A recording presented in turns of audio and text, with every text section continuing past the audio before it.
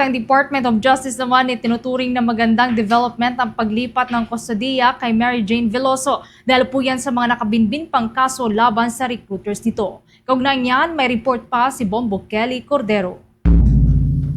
Itinuturing ng Department of Justice na magandang development na mailipat ang kustodiya ni Mary Jane Veloso dito sa Pilipinas. Ayon kay DOJ Undersecretary Raul Vasquez, bagamat nahatulan na ng habang buhay na pagkabilanggo ang recruiters ni Mary Jane, may mga kaso pa rin hanggang ngayon ay nakabinbin sa korte, gaya na lamang ng trafficking in persons at estafa. Sa proseso kasi anya ng pagdinig sa mga kaso, kinakailangan na magkaroon ng confrontation ng witness at accused.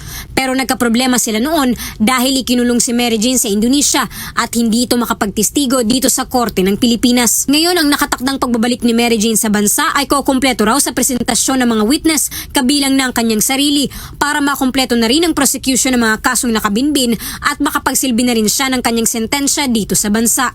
Itong paghingi ng transfer ni Mary Jane ay matagal ng issue yan. I think easily 10 years ago pa lang yan at napakagandang development naman yan, maagang pamasko kung sakasakali na ma-facilitate natin bago dumating ang Kapaskuhan na may lipat sa atin ang kustodiya ni Mary Jane para dito niya i-serve ang kanyang sentence. Sa usapin naman hinggil sa legal process para may sapinal ang paglilipat kay Veloso sa Pilipinas sa ilalim ng Transfer of Sentenced Persons Agreement, sinabi ni Yusek Vasquez na walang treaty sa pagitan ng Pilipinas at Indonesia at ang basihan lamang ng pagpapauwi kay Mary Jane ay kasunduan sa pagitan ng dalawang sovereign states na nakabase naman sa International Committee and Courtesy. Samantala, inaatasan ng DOJ ang Bureau of Corrections na tiyakin ang seguridad ni Veloso sa lahat ng bagay, lalo pat may pangamba ang pamilya nito na baka balikan ito ng sindikato na nambiktima sa kanya noon. Una na rito matatandaan na mahigit isang dekada na